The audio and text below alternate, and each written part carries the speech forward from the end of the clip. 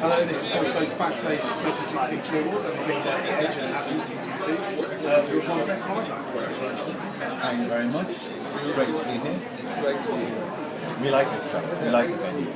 It's a good venue, isn't it? Yeah. Big tour this year, but kind of reinvented you two playing indoors. You haven't done that for a while on a global level, I guess.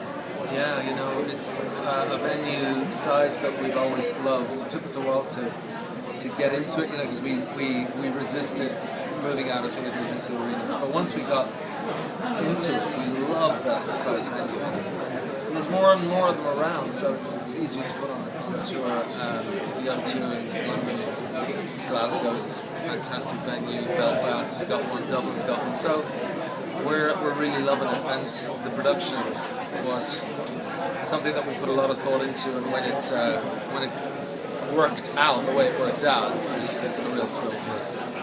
A literal trip down memory lane for anybody who's seen the show, the way you showed everything. It was a little bit like it was about where we came from. You know, we started out in punk Dublin and we ended up in London in the O2. You know, it was great. And is it great not having to worry about the weather? Because obviously when you had the Claw on tour, the chance of rain.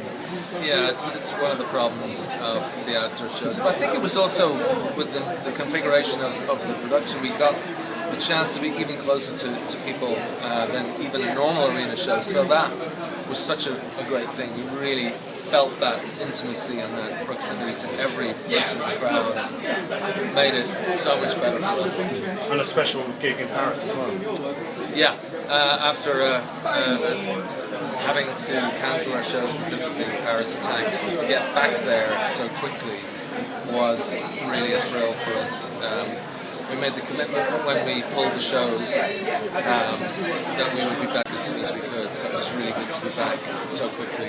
It was icing on the cake that the Eagles of Death Metal could finally play their Paris gig, and Patti Smith was along one of the nights as well. Yeah, it was amazing. Now, giving the game away slightly, the Edge has also won another award, the Hugh Gibson Les Paul Award this evening. Gibson's a popular guitar wheel. I hear a story of you going to New York in 1978 and picking up a Gibson. That's right. Yeah, I went into a shop in New York without knowing what I was going to walk out with, and tried a few guitars and picked this Gibson Explorer off the shelf. And within like 5 minutes, I realised that was the guitar that I was going to go home with. I could feel there were songs in it, you know, that was the feeling that we got. So that guitar did the first album, the only guitar we had for the whole first album, and pretty much every tour until I think the last tour, when I finally retired it and brought a newer model out. But yeah, love Gibson guitars. And you're a fan of the Les Paul as well, I presume. I've seen you played a few over the years. I am a big fan of the Les Pauls and a big fan of Les Paul himself for lots of reasons. But I think he was an innovator, he was a scientist and an inventor himself as well as a musician. I reckon, you know, for that reason he's kind of my man. But the Edge is a man of many guitars, it has to be said. He may have started out with just one, but it grew. I hear he has a few, yeah. I do at this point.